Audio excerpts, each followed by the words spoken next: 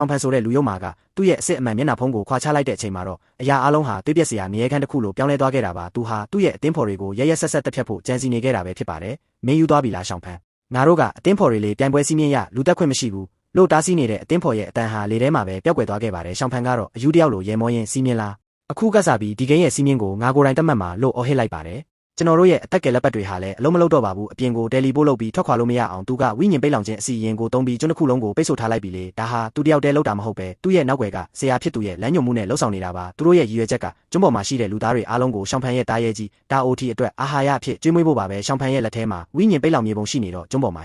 ဤတဲ့လူတိုင်းရဲ့ဒီနေရာကိုသူသိနေခဲ့ပါတယ်သူဟာကျွန်တော်ရဲ့မိန်းကလေးတွေကိုပါစော်ကားဖို့အထိရုံမာတဲ့စိတ်ကူးတွေရှိနေခဲ့တာပါကျွန်တော်နဲ့ရိုရန်တို့ကြောချင်းကပ်ပြီးရှေ့ဆက်ခဲ့တဲ့လမ်းမှာတော့သွေးနှံတွေကပိုပြီးပြင်းထန်လာခဲ့ပါတယ်ဒီမှာအလောင်းနဲ့လောင်းပဲသူတို့ရဲ့အသက်ကယ်လက်ပတ်တွေကပျက်စီးနေရင်မဲ့အလောင်းတွေကဒီမှာပဲကျန်နေခဲ့တယ်လို့ရိုရန်ကတုံလို့စွာပြောလိုက်တဲ့အခါအခြေအနေကတကယ်ကိုဆိုးဝါးနေပြီဆိုတာကျွန်တော်သိလိုက်ရတဲ့ရှောင်းဖန်ဟာအင်အားကြီးတဲ့တားရဲတွေကိုတင်မကပဲပြိုင်ပွဲဝင်တွေအားလုံးကိုပါအမဲလိုက်နေခဲ့တာပါဒီကျွန်းဟာအခုဆိုရင်ပြိုင်ပွဲမြေပြင်မဟုတ်တော့ပဲစစ်မှန်တဲ့အမဲလိုက်ကွင်းကြီးတစ်ခုဖြစ်သွားပါပြီကျွန်တော်အမြန်ဆုံးသွားဖို့လိုအပ်နေတာကတော့စုချင်းရွှေစီကိုပါပဲသူမအနေရရှိနေပြီဆိုတာကျွန်တော်ခံစားမိနေပါတယ်ကျွန်တော်ခံမှန်းတဲ့အတိုင်းပါပဲရှောင်းဖန်ဟာစုချင်းရွှေကိုပိတ်ဆို့ထားပြီးအလားလေမင်းကကိုလွမ်းနေတာလားဆိုပြီးယွန်စရာကောင်းတဲ့စကားတွေနဲ့စော်ကားနေခဲ့ပါတယ်စုချင်းရွှေကသူမရဲ့ရှစ်စတာအဆင့်ရှိတဲ့နှင်းဖိနစ်ကိုတုံးပြီးခုခံပေမဲ့ရှောင်းဖန်ရဲ့တာအိုတီတားရဲကြီးကကောင်းကင်အဆင့်ကိုရောက်နေပြီမို့လို့တစ်ချက်တည်းနဲ့တင်ရှုံးနေသွားခဲ့ရပါတယ်စုချင်းရွှေရဲ့မျက်လုံးထဲမှာကြောက်ရွံ့မှုတွေအားကိုးရမဲမှုတွေပြည့်နှက်နေတဲ့အချိန်မှာတော့ကျွန်တော်အချိန်မီရောက်ရှိသွားခဲ့ပါတယ်ရှောင်းဖန်မင်းကကိုတကယ်ပဲဒေါသထွက်အောင်လုပ်လိုက်ပြီလို့ကျွန်တော်ပြောလိုက်တဲ့အခါသူကမထီမဲ့မြင်ပြုံးရင်လင်းမို့မင်းရောက်လာတာကောင်းတာပေါ့တယောက်ချင်းလိုက်ရှာနေရတာပင်ပန်းလို့ပြန်ပြောပါတယ်သူကကျွန်တော်ရှေ့တင်စုချင်းရွှေနဲ့ရိုရန်တို့ရဲ့အဝတ်စားတွေကိုတဆစီဆုပ်ခဲပြီးနှိပ်စက်ပြမယ်လို့ကြုံဝါနေခဲ့တာပါဒါပေမဲ့ကျွန်တော်ကတော့အေးဆေးပါပဲမင်းဘလို့တည်ခြင်းလဲဆိုတာရွေးချယ်လိုက်ပါလို့ကျွန်တော်ရာဇသံပေးလိုက်ပါတယ်ရှောင်းဖန်ကသူ့ရဲ့တာအိုတီတားရဲကိုလွတ်ပြီးကျွန်တော်ကိုအပိုင်းဆုပ်ခဲဖို့အမိန့်ပေးခဲ့ရင်မဲ့ကျွန်တော်ရဲ့မြင့်မြတ်တဲ့မိတောက်တွေကသူ့ကိုအံ့အားသင့်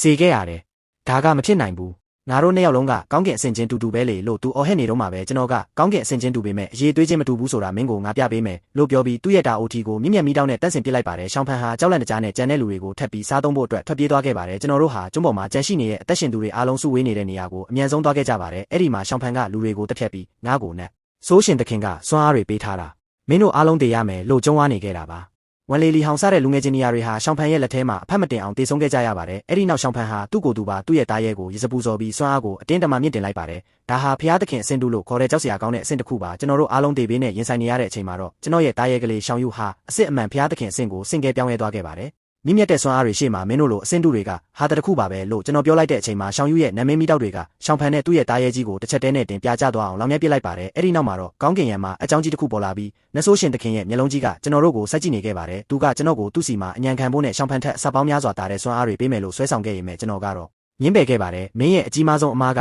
ငါမထိစေချင်တဲ့လူတွေကိုလာထိမိတာပဲလို့ကျွန်တော်ကပြန်ပြောလိုက်ပါတယ်ကျွန်းကြီးကပြိုကျပျက်စီးတော့မဲ့အခြေအနေမှာကျွန်တော်ဟာစနစ်ကိုတုံးပြီးတည်ငြိမ်တဲ့နေရာတစ်ခုကိုရှာဖွေကလူအားလုံးကိုတယ်လီပို့ဆင်မြင့်စီဥဆောင်ခေါ်သွားခဲ့ပါတယ်ကျွန်တော်တို့မျိုးကိုပြန်ရောက်တဲ့အခါမှာတော့ဖလေးဖန်မျိုးတော်ရဲ့မျိုးသားမင်းကကျွန်တော်ကိုအပြစ်တွေပို့ပြီးဖမ်းဆီးဖို့စ조사ခဲ့ပါသေးတယ်ဒါပေမဲ့တန်ရှင်းသောဘီမန်တော်ကတမန်တော်ရောက်လာပြီးအဖြစ်မှန်ကိုပြန်လည်ဖော်ထုတ်ပေးခဲ့ပါတယ်ဖလေးဖန်မျိုးတော်ဟာလူသားတစ္ဆာဖောက်တွေနဲ့ပူးပေါင်းမှုကြောင့်မျိုးတော်အဆင့်ကနေပယ်ဖြတ်ချအင်းခံလိုက်ရပြီးမျိုးသားမင်းဟာလည်းထောင်ဒဏ်တစ်သက်တကြုံပြစ်ဒဏ်ချမှတ်ခံလိုက်ရပါတယ်တန်ရှင်းသောဘီမန်တော်ရဲ့တမန်တော်ကကျွန်တော်ကိုသူတို့စီလိုက်ခဲ့ဖို့ဖိတ်ခေါ်ခဲ့ပေမဲ့ကျွန်တော်ကတော့ညှင်းပယ်ခဲ့ပါတယ်ကျွန်တော်မှလှုပ်ရှားတွေကြံသေးတယ်နဆိုးရှင်သခင်ရဲ့ချင်းချောက်မှုကိုအရင်ဆုံးရင်ဆိုင်ရမယ်လို့ကျွန်တော်ကဆုံးဖြတ်ချက်ခိုင်ခိုင်မာမာချလိုက်ပါတယ်အဲ့ဒီနောက်မျိုးထဲမှာထူးဆန်းတဲ့တေဆုံးမှုတွေဖြစ်ပေါ်လာပြန်ပါတယ်လူတွေဟာသူတို့ရဲ့စွမ်းအားတွေအဆုပ်ယူခံရပြီး၆ကက်နေရဲ့အလောင်းတွေဖြစ်တွေ့ရှိရတာပါကျွန်တော်လိုက်လံစုံစမ်းတဲ့အခါမှာတော့နဆိုးရှင်သခင်ကိုကိုးကွယ်တဲ့ကောင်းသားတွေမျိုးထဲမှာပေါအောင်နေတာကိုတွေ့လိုက်ရပါတယ်သူတို့ဟာမျိုးထဲမှာအမောင်ရင်စပလက်လင်တစ်ခုတိဆောက်ပြီးကျွန်တော်ရဲ့ရှောင်ယူကိုစပူစော်ဖို့ကြံစီနေကြတာပါနဆိုးရှင်သခင်ရဲ့တမန်တော်ကဒီကဘာကိုဆင်းသက်လာတော့မယ်မင်းတို့အားလုံးပျက်စီးရတော့မယ်လို့အဲ့ဒီလူတက်သမားတွေကအော်ဟစ်နေကြပါတယ်ကျွန်တော်ကတော့အကြောက်လက်မရှိပဲစုချင်းရွှေရိုရန်တို့နဲ့အတူ